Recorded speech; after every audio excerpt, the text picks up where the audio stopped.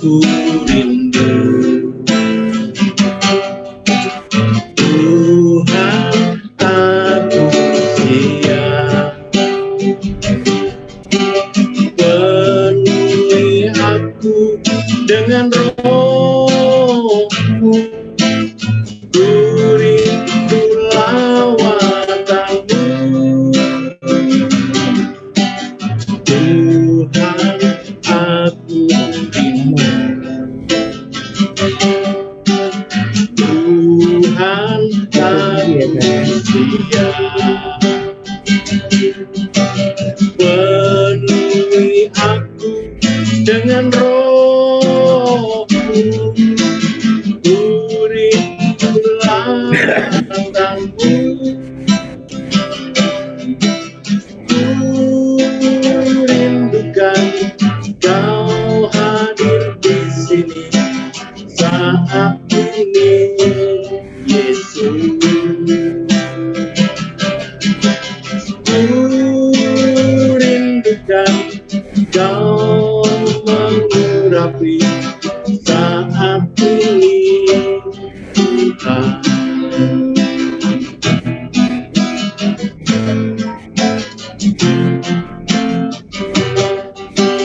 Tuhan, aku rindu. Tuhan, aku siap. Penuhi aku dengan Roh-Mu. Ku rindu lawatan-Mu. Tuhan, aku rindu. Tuhan, aku siap. Penuhi aku dengan Roh-Mu. Ku rindu lawatan-Mu. Ku rindukan Kau hadir di sini saat ini, Yesus. Ku rindukan Roh-Mu mengurapi saat ini, Tuhan. Saat ini, Tuhan. Saat ini, Tuhan.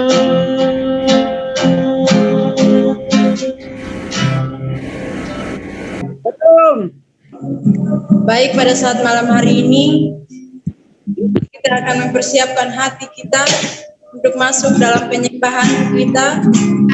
Kita mempersiapkan hati untuk masuk di dalam hadirat Tuhan. Bersyukur buat hari ini karena kasih setia Tuhan yang masih menyertai kehidupan kita. Terbukti bahwa kita ada sampai hari ini semua karena pertolongan Tuhan. Terima kasih Tuhan Yesus yang baik. Terima kasih buat kasih setia-Mu. Kami percaya bahwa Tuhan hadir di tengah-tengah persekutuan kami pada saat malam hari ini. Terima kasih. Sama-sama kita naikkan pujian yang berkata, ku yakin Kau hadir di sini.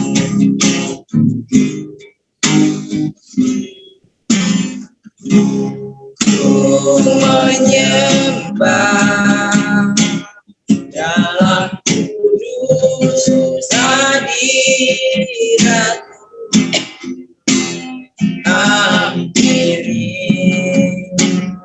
tata kasih karunia-Mu Bapa.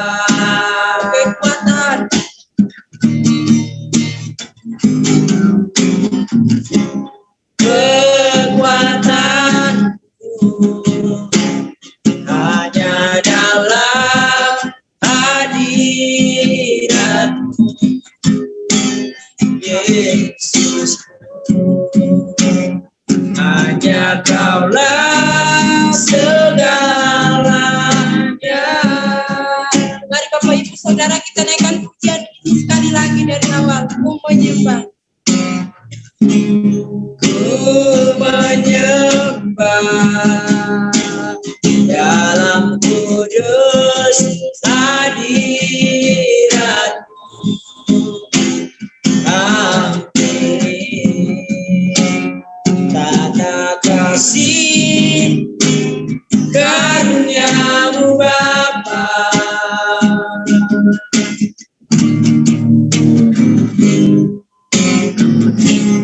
Kekuatanku hanya dalam hadirat Yesus.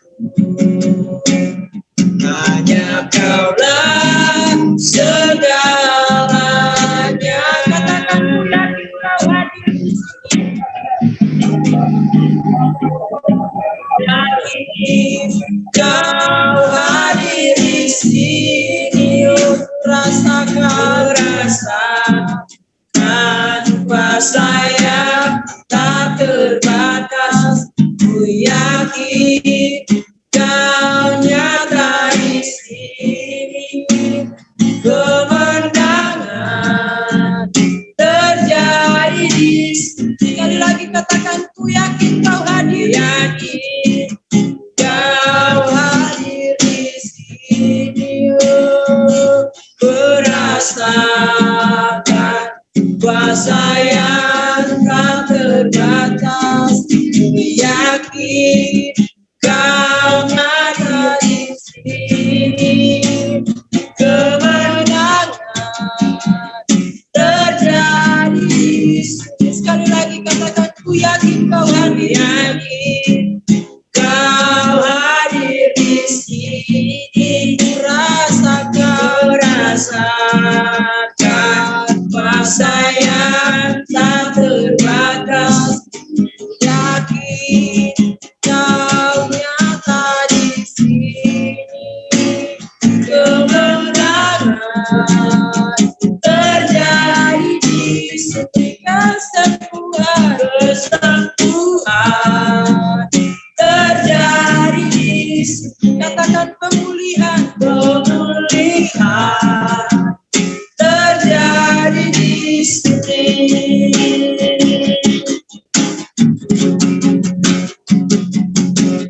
Haleluya. Tuhan, ada yang seperti-Mu, ada yang ajaib. Haleluya. Glory bagi-Mu Tuhan. Terima kasih Tuhan. Kami memuji Tuhan bagi-Mu. Terima kasih Yesus. Kami menyembah-Mu Tuhan. Haleluya. Haleluya.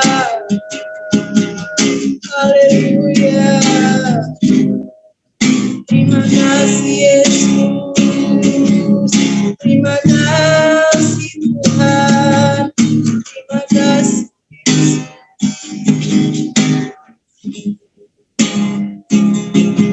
Baik, pada saat ini kita akan masuk mendengarkan kebenaran firman Tuhan. Kita siapkan setiap hati kita untuk mendengarkan kebenaran firman Tuhan. Kita naikkan pujian yang berkata, firman-Mu berkata Kau beserta. Firman-Mu berkata Kau besertaku. Maka kuat roh dan jiwaku. Tangan-Mu kan selalu Kau nantikan. Di setiap langkahku percaya. Sekali lagi firman-Mu berkata Kau besertaku. Maka kuat roh dan jiwaku. Tangan-Mu yang selalu ku nantikan. Di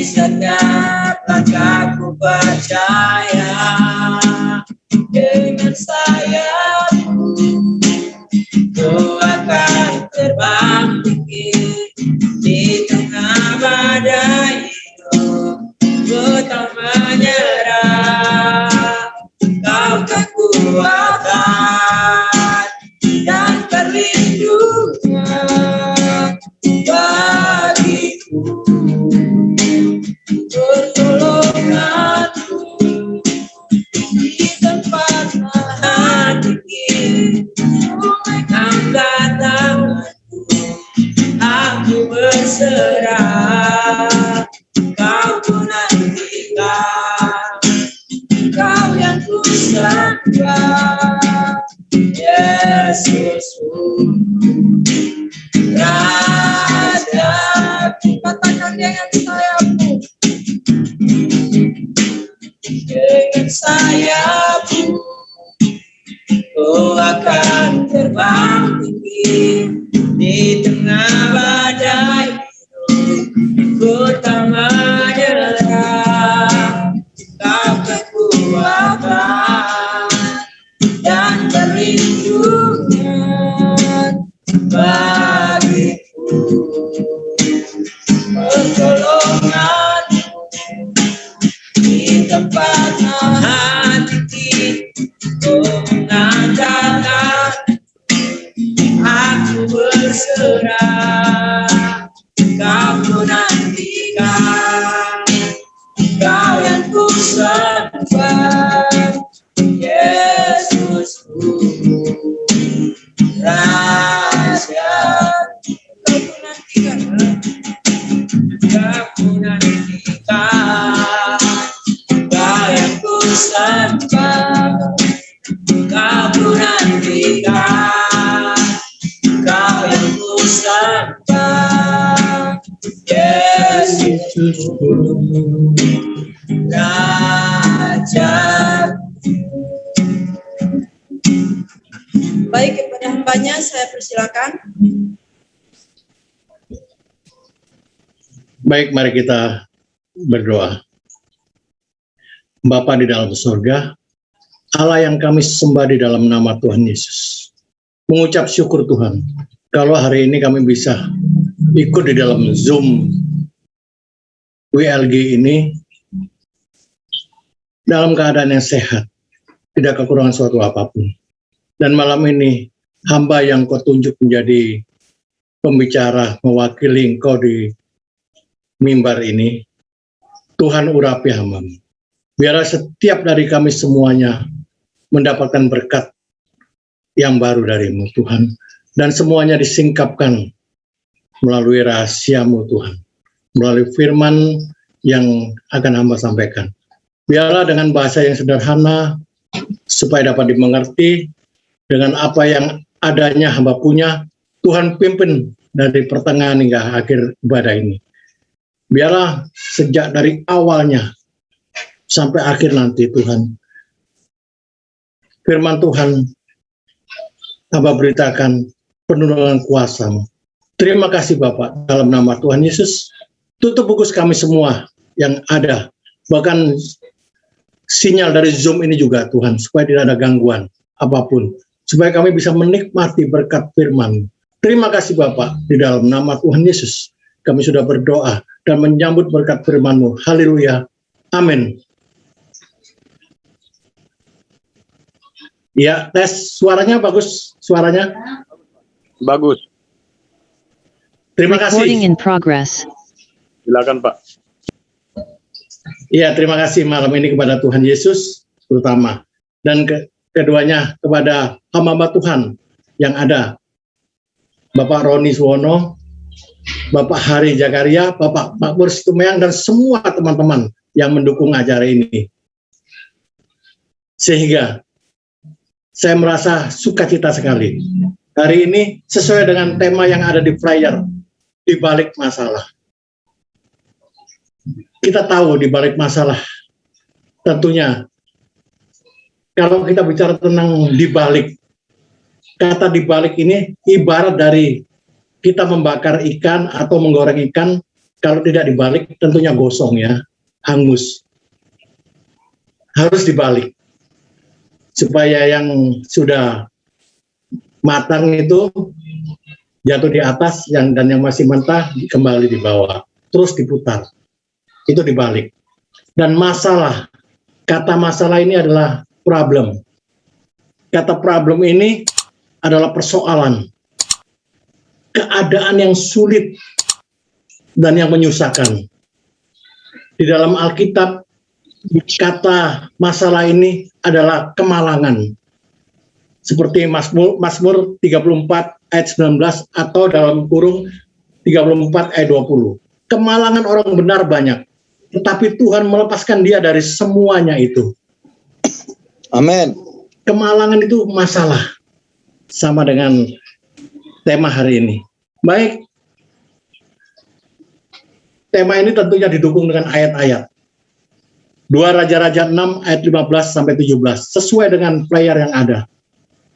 Saya akan bacakan 2 Raja-Raja 6 ayat 15 sampai 17.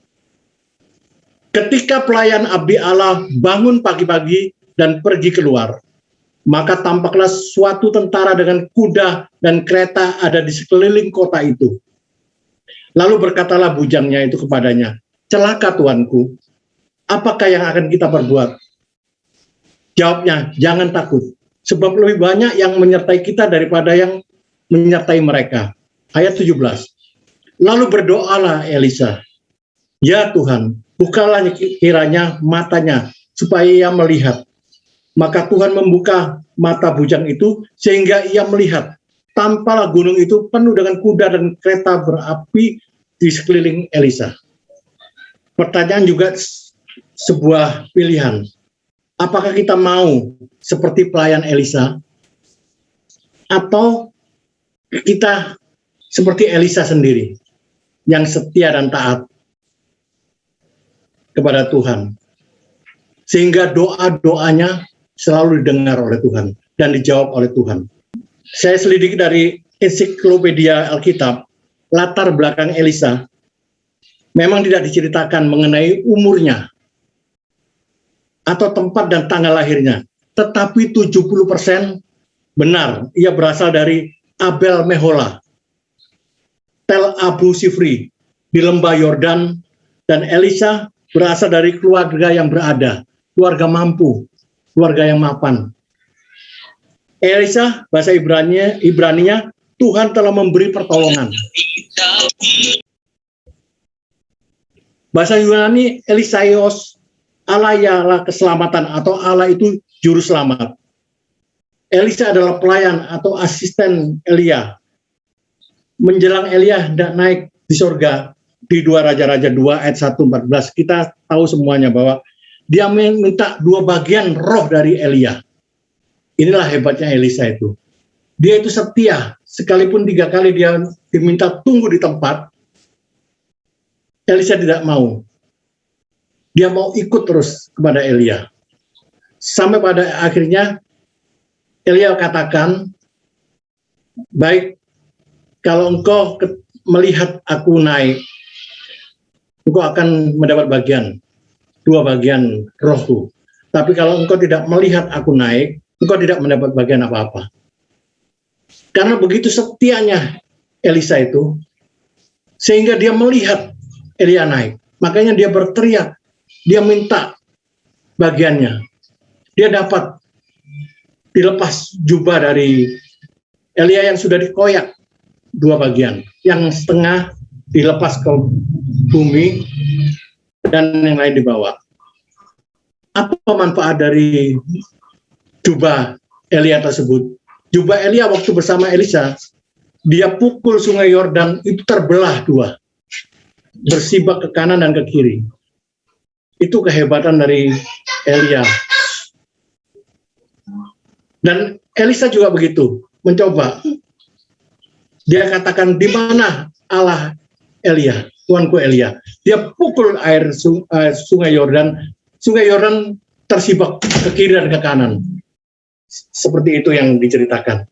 Dan banyak nabi-nabi juga mengatakan sudah dipenuhi oleh roh Elia.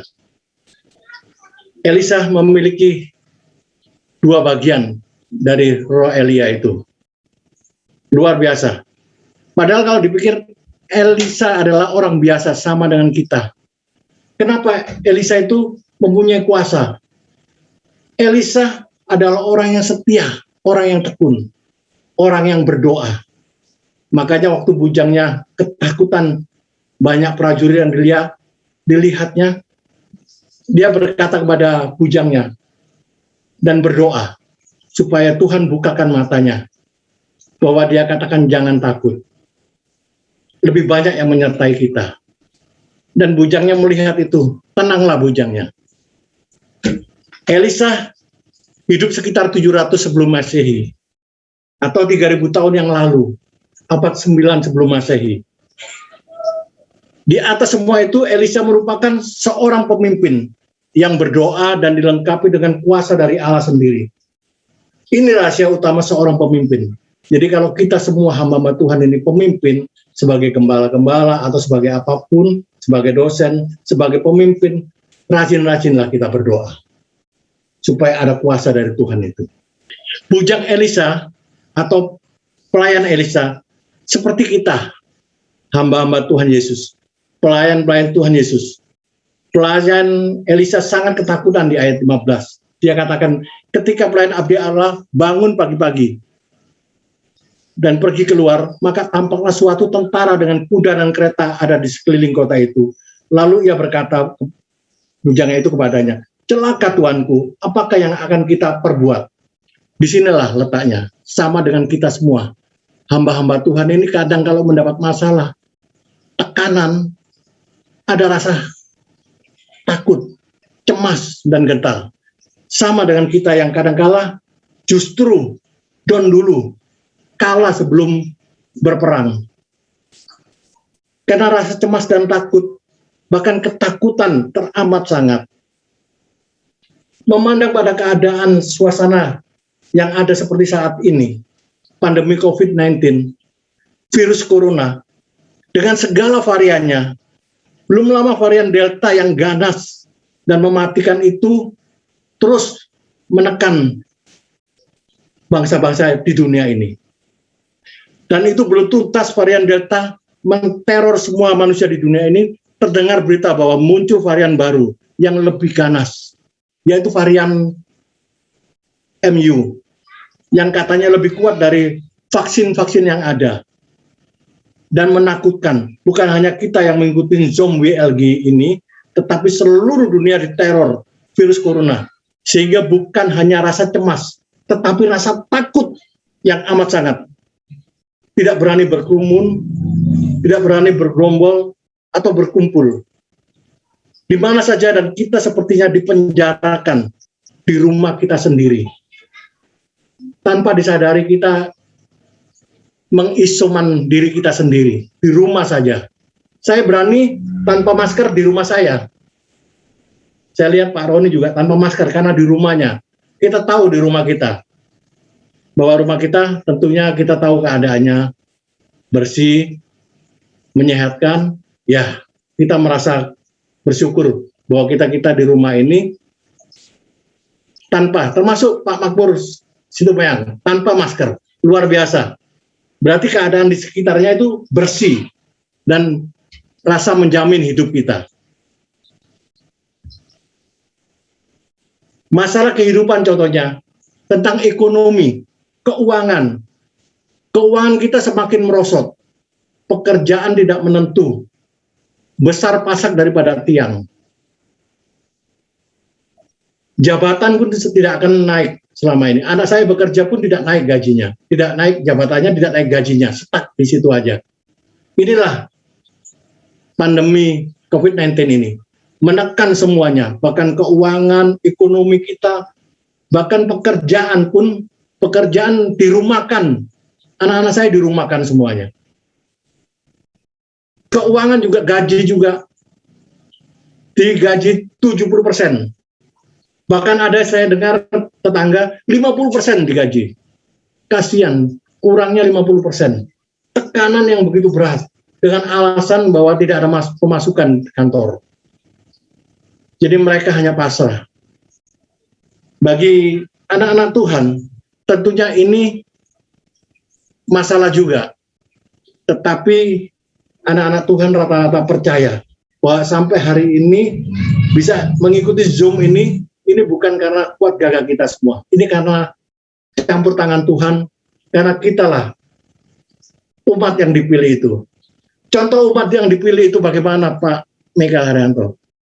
Umat yang dipilih seperti hari ini, keadaan yang sehat, bisa nonton Zoom, makan 3 kali sehari, tidak pernah kekurangan, bahkan tidak pernah kekurangan sampai 3 hari. Pertanyaan saya, ada nggak di tempat Zoom ini yang tidak makan 3 hari? Ada nggak? Semuanya tentunya makan ya. Tidak pernah kekurangan makanan. Itulah hebatnya Tuhan kita. Dalam keadaan seperti pandemi ini, kita masih makan, bahkan masih bisa jajan lagi. Ada bakso, beli bakso. Ada kue-kue, beli kue-kue. Luar biasa Tuhan kita ini. Amin. Firman Tuhan katakan di 1 Timotius 6 ayat 8, asal ada makanan dan pakaian cukuplah. Tetapi manusia zaman now, mana cukup sekedar ada makanan dan pakaian. Firman Tuhan mengajar kita untuk hidup sederhana dan mensyukuri apa yang kita terima. Belum lama kita mendengar dan melihat di televisi juga di medsos bahwa ada susu cap yang tidak perlu saya sebut itu didiskon, bahkan semua orang berebut membelinya. Susu cap apa ya, cap kadal lah saya anggap gitu ya, berebut. Hanya beberapa hari habis di supermarket dengan alasan susu ini adalah menambah imun tubuh. Tahu lah mungkin ya merek, cuma saya nggak sebut, jadi saya anggap cap kadal aja gitu. Semua orang berebut membeli, sehingga susu ini sampai sekarang pun hilang dari peredaran. Inilah gambaran manusia zaman now itu, yang selalu tidak pernah puas dan tidak pernah cukup, bahkan selalu khawatir akan kehidupannya. Matius 6 ayat 25 mengatakan, karena itu aku berkata kepadamu, janganlah khawatir akan hidupmu, akan apa yang hendak kamu makan atau minum, dan janganlah khawatir pula akan tubuhmu, akan apa yang hendak kamu pakai. Bukankah hidup ini lebih penting daripada makanan, dan tubuh ini lebih penting daripada pakaian? Tuhan itu hanya mementingkan tubuh kita, hidup kita. Kalau kita ini mati, Tuhan tidak perlu lagi hidup kita. Tuhan perlu saat kita hidup untuk memberitakan kebenaran itu, menyampaikan kesaksian, membawa beban amanat agung itu kepada seluruh dunia. Itulah keinginan Tuhan. Jadi tubuh ini lebih penting daripada makanan sebenarnya. Kita ini sendiri repot, masalah makanan aja ribut. Nggak ada makanan ribut, ada makanan ribut. Padahal Tuhan hanya menginginkan kehidupan kita. Hidup aja. Dan Tuhan juga menginginkan tubuh kita lebih penting daripada pakaian. Kita ini meributkan pakaian aja. Pakaian ini nggak pernah beli saya. Selalu ada aja. Mereknya rata-rata Casio. Casio mereknya. Dikasih orang. Casio orang. Lengkap. Termasuk dasi dan sepatunya. Semua. Kecuali dalaman, beli sendiri. Nah, saya nggak pernah khawatir masa pakaian. Selalu ada aja yang kirim pakaian. Kirim celana ukurannya. Celana panjang.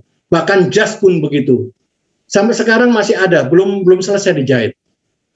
Di Bapak Pendeta Rijal, itu temannya Ibu Susilowati. Saya sampai sekarang masih ada, jas itu diberi aja.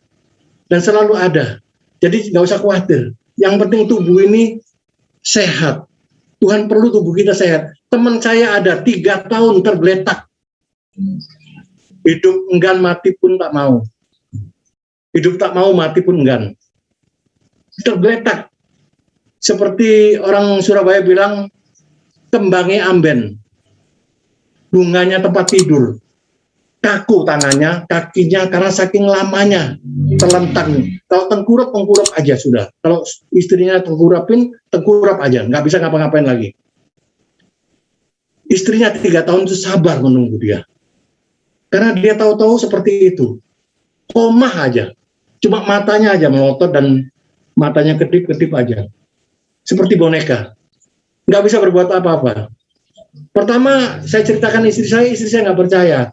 Begitu dia kenal istrinya, baru tahu, iya Pak.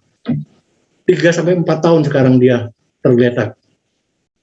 Dari anak-anaknya, SMP sampai lulus. Masuk SMA lulus, sekarang masuk kuliah. Udah remaja-remaja. Papanya masih tergeletak aja. Nah, seperti itu Tuhan mau? Tentu tidak akan dipakai oleh Tuhan. Karena nggak ada gunanya kalau sudah tubuh ini sakit. Tubuh ini koma seperti itu. Jadi kalau kita masih sehat, tentunya jangan meributkan pakaian. Tuhan meributkan apa? Menginginkan tubuh kita. Jadi hidup kita hanya bermodalkan berdoa. 1 Tesalonika 5 ayat 17. Tetaplah berdoa.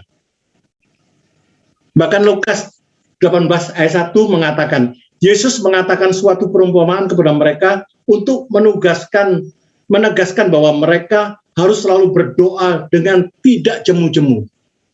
Jangan jemu-jemu untuk berdoa. Itu maunya Tuhan. Tapi kita sebagai manusia, kadang berdoa itu cukup 1 kali, 2 kali, 3 kali. Selebihnya kita sendiri udah merasa jemu. Karena doanya katanya itu aja. Nggak ada varian lain, nggak ada variasi lain. Itu aja. Mintanya itu aja. 1 kali, 2 kali, bahkan sampai seminggu lah. Sudah bosan berdoa. Padahal firman Tuhan katakan jangan jemu-jemu berdoa.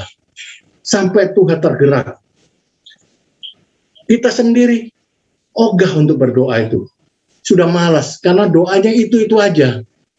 Coba diganti kata-katanya. Terus kreatif berbicara. Atau kita nggak dijawab doa kita.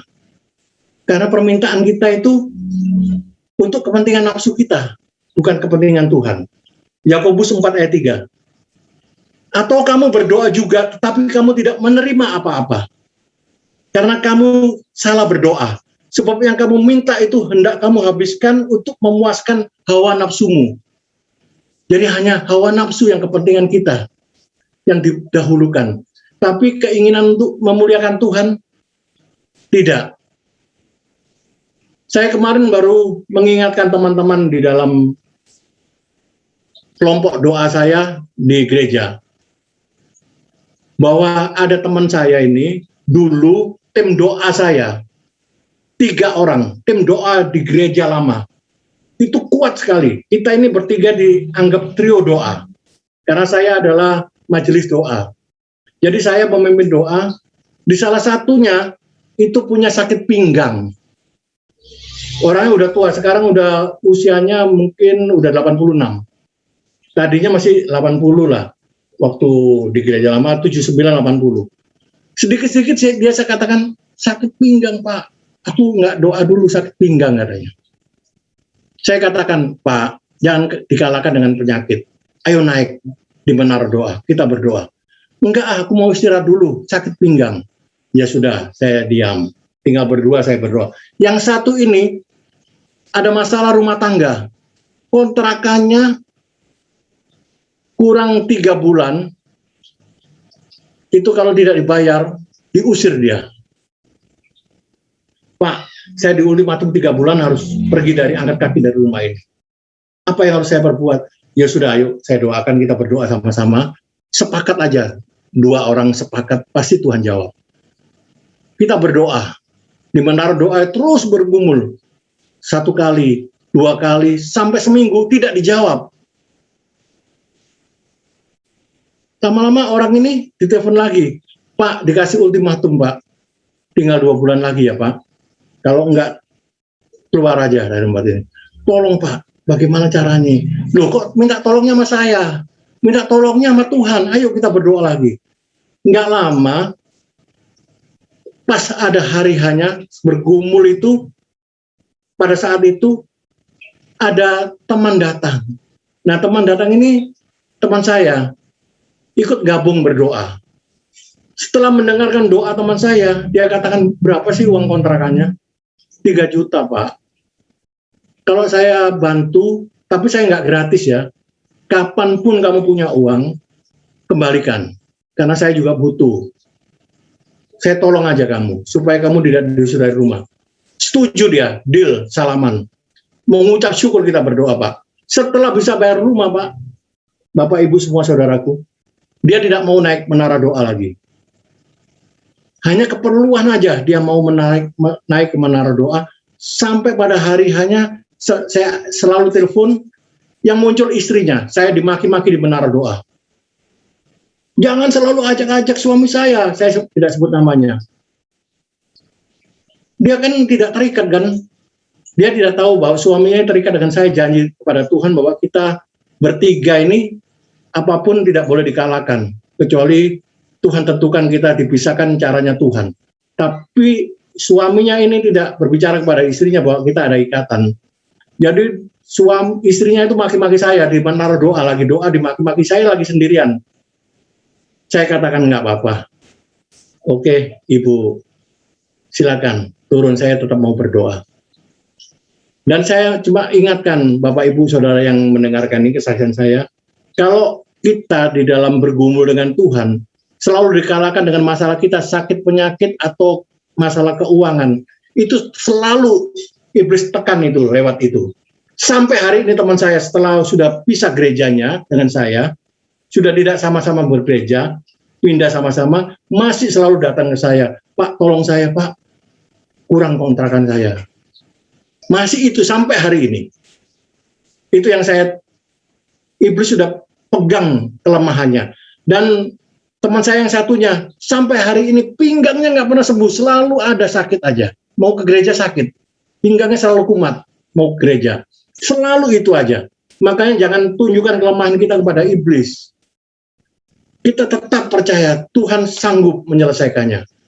Kalau tidak itu aja bergumul. Satu lagi teman saya, satu lagi. Tadinya 4 orang, yang satu meninggal. Maaf, kelewat. Yang satu ini punya penyakit liver. Yang terakhir, hari terakhir, dia terapi di tempat lain. Saya ajak naik, nggak mau dia. Enggak Pak, saya mau terapi. Lebih pentingan percaya. Sampai saya pertaruhkan loh. Ke majelisan saya pertaruhkan. Ayo Pak naik. Saya doakan, kalau nggak sembuh, saya keluar dari majelis. Saya nggak mau ke menara doa. Saya nggak tahu, saya merasa digerakkan, ayo Pak, kita naik, kita berdoa. Nggak mau juga dia. 2 hari kemudian meninggal. Saya hanya angkat tangan. Ampuni Tuhan. Saya berani pertaruhkan. Nggak tahu, hati saya kok merasa tertantang begitu. Saya berani keluar dari kemajelisan. Dan saya tidak mau naik menara doa lagi kalau tidak dijawab. Dan kamu akan sembuh hari ini. Nggak mau juga dia. Akhirnya 2 hari meninggal dia. Ya sudah, saya nggak bisa apa-apa. Itulah, kalau kita utamakan Tuhan, tentunya Tuhan yang turun tangan. Tapi kita kadang-kadang ambil alih sendiri kekuatan Tuhan. Yakobus 4 ayat 4, tadi ayat 3-nya, ayat 4-nya. Hai kamu orang-orang yang tidak setia, tidak kamu tahu bahwa persahabatan dengan dunia adalah permusuhan dengan Allah. Jadi barang siapa hendak menjadi sahabat dunia ini, ia menjadikan dirinya musuh Allah. Jadi hati-hati kita. Kalau kita bersahabat dengan dunia, kita menjadi musuh Allah. Dan kalau sudah menjadi musuh Allah, hidup kita pasti menderita. Kita jadi musuh Allah. Makanya saya kalau punya teman pengerja, saya nggak pernah takut kalau mereka mundur. Kalau dia mundur dari pekerjaan tugas mereka, lawannya bukan saya, Allah sendiri. Ini ada ayatnya. Yakobus 4 ayat 4 tadi. Dan tugas kita selain berdoa adalah mengucap syukur. 1 Tesalonika 5 ayat 18. Mengucap syukurlah dalam segala hal. Sebab itulah yang dikehendaki Allah di dalam Kristus Yesus bagi kamu. Jadi mengucap syukur ada kuasanya. 5 roti 2 ikan, Tuhan Yesus mengucap syukur loh. Mencukupkan 5.000 orang itu. Kalau hitungan matematika katanya, kalau suami bawa istri, kalau bawa anak, dihitung itu makin banyak kan. Tapi hitungan di Alkitab dikatakan 5.000 orang, cukup dengan 5 roti 2 ikan. Dengan kata mengucap syukur, Tuhan Yesus hanya mengucap syukur. Nah, kenapa kita tidak berani meniru, mengucap syukur? Mengucap syukurlah dalam segala hal. Selanjutnya masalah keluarga. Di dalam rumah tangga, suami, istri, anak-anak, menantu, cucu, dan seterusnya. mungkin ada keponakan yang tinggal bersama, ipar, masalah sepele. Contohnya, kita tahu pasta gigi kan, odol itu kalau saya suka pencet dari belakang, Mbak, tapi istri kadang-kadang pencet dari tengah, anak-anak dari depan, Mbak. Itu jadi masalah kecil jadi ribut.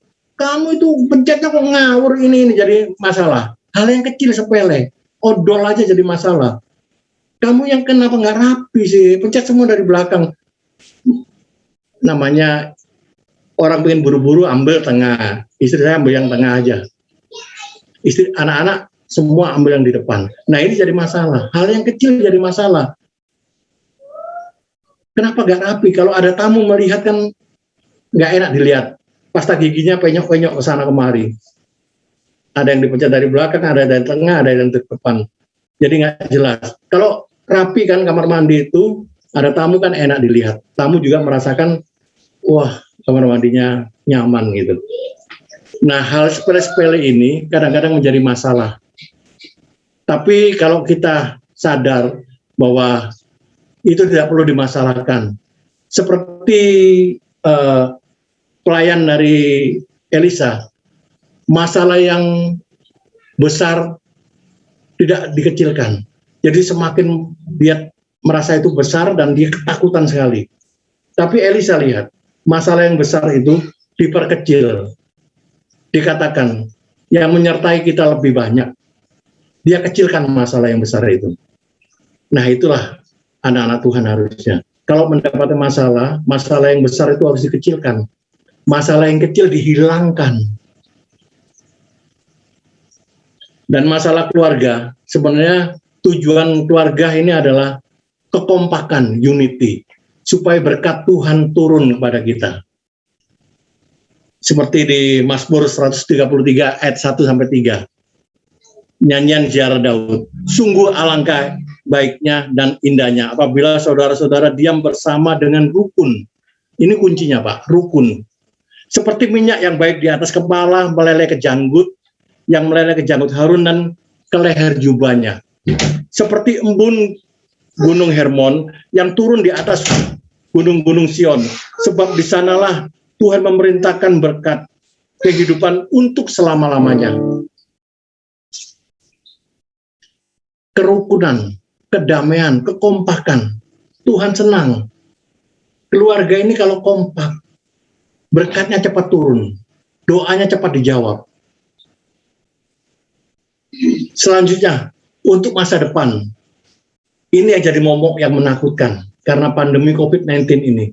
Karena kita dikendalikan oleh nafsu yang selalu dikatakan oleh Pak Ronis yang lalu, yaitu keinginan daging dan keinginan mata serta keangkuhan hidup.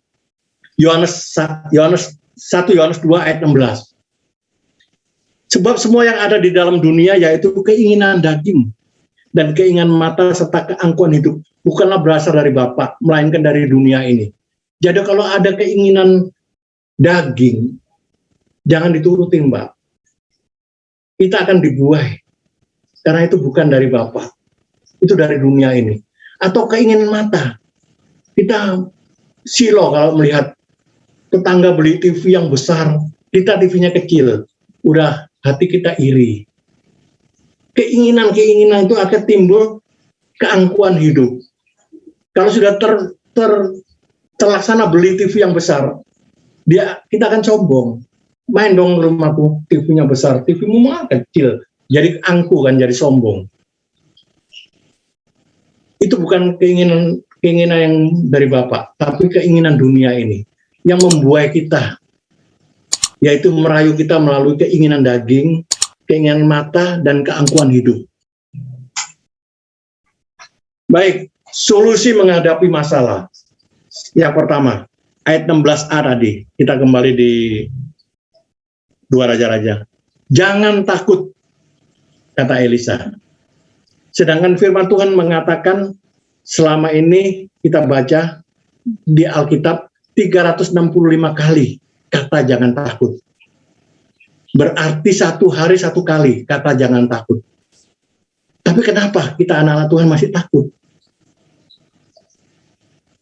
Menghadapi masalah masih gentar, masih grogi. nggak kuat, sudah lemas duluan.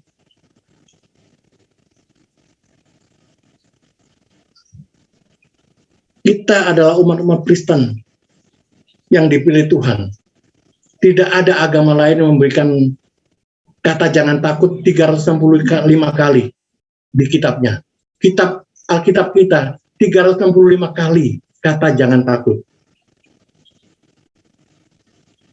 Yang kedua, percaya kepada Tuhan melalui doa-doa yang kita panjatkan. Sebab lebih banyak yang menyertai kita daripada yang menyertai mereka. Ayat 16b. Jadi nggak usah khawatir dengan doa-doa itu, kita merasa tenang. Bahwa yang menyertai kita ini lebih besar, lebih banyak. Menghadapi masalah, kuasa Tuhan lebih besar. Jadi kita melalui doa kita hadapi setiap masalah itu. Yang ketiga ayat 17. Tuhan beserta kita. Immanuel. Matius 1 ayat 23. Jadi di balik masalah kuncinya adalah melekat dengan Tuhan. Yohanes 15 ayat 7 sampai 8. Jikalau kamu tinggal di dalam aku dan firman-Ku tinggal di dalam kamu, mintalah apa saja yang kamu kehendaki dan kamu akan menerimanya. Itu yang pertama. Yang kedua, layani Tuhan dengan setia seperti Elisa. Dia setia dengan tuannya. Kita juga harus setia dengan Tuhan kita, yakni Tuhan Yesus. Kita harus setia. Dan dia akan menyertai dan akan menolong dalam setiap kesulitan kita. Jadi modal kita hanya layani dia. Kita sebagai hambanya harus melayani dia. Caranya bagaimana, Pak Meka Haryanto? Kita baca Yohanes 15 ayat 8. Dalam hal inilah Bapakku dipermuliakan, yaitu jika kamu berbuah banyak, dan dengan demikian kamu adalah murid-muridku. Matius 25 ayat 35 dan 36. Tadi di-share sama Pak Hari Zakaria di grup. Sebab ketika aku lapar, kamu memberi aku makan.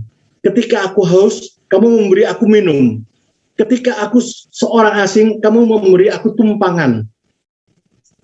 Ketika aku telanjang, kamu memberi aku pakaian. Ketika aku sakit, kamu melawat aku. Ketika aku di dalam penjara, kamu mengunjungi aku. Itulah cara melayani Tuhan. Kita melayani Tuhan tidak harus di mimbar atau di gereja.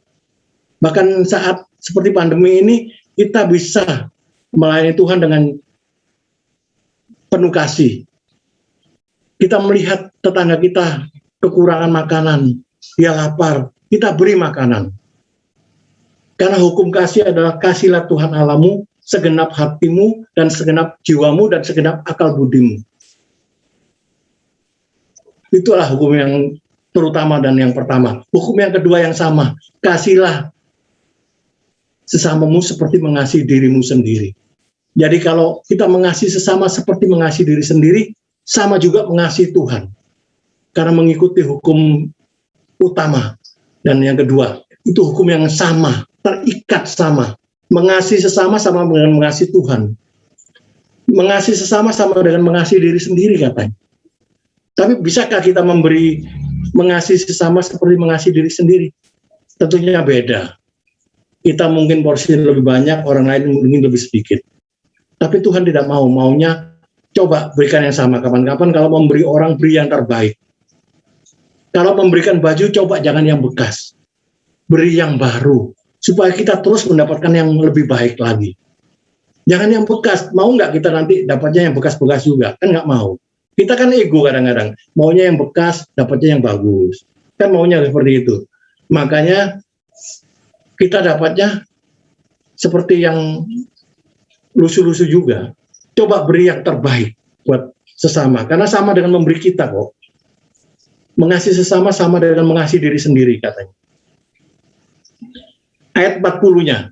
Matius 25 ayat 40. Dan raja itu akan menjawab mereka. Aku berkata kepadamu, sesungguhnya segala sesuatu yang kamu lakukan untuk salah seorang dari saudaraku yang paling hina ini, kamu telah melakukannya untuk aku. Maksudnya orang yang hina, orang yang lemah. orang yang tidak punya apa-apa, kaum marginal, orang-orang yang miskin, orang-orang yang terbelakang ini kita kasihi. Kalau kita punya kelebihan, beri dia. Firman Tuhan katakan, kamu telah melakukannya untuk aku, katanya. Jadi sama dengan mengasihi Tuhan kalau kita mengasihi sesama. Kalau kita memberi yang terbaik buat sesama, sama aja memberi Tuhan yang terbaik. Ayat terakhir, Roma 8:28. Kita tahu sekarang bahwa Allah bekerja dalam segala sesuatu untuk mendatangkan kebaikan bagi mereka yang mengasihi Dia, yaitu bagi mereka yang terpanggil sesuai dengan rencana Allah. Jadi kita tahu sekarang bahwa Allah juga turut bekerja dalam segala sesuatu untuk mendatangkan kebaikan. Jadi kalau kita menghasilkan kebaikan bukan karena kekuatan kita, itu karena Allah juga turut bekerja.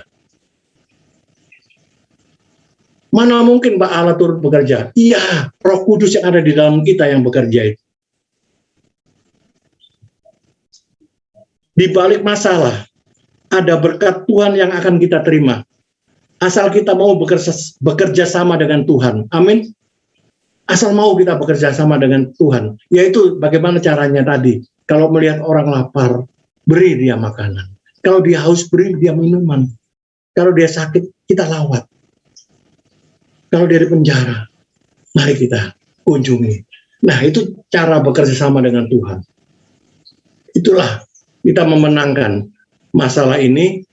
Jadi di balik masalah, sesuai dengan tema ini, hari ini, di balik masalah tentunya ada berkat Tuhan yang sudah disiapkan. Amin. Itu saja firman Tuhan, tidak saya panjangkan. Tuhan memberkati.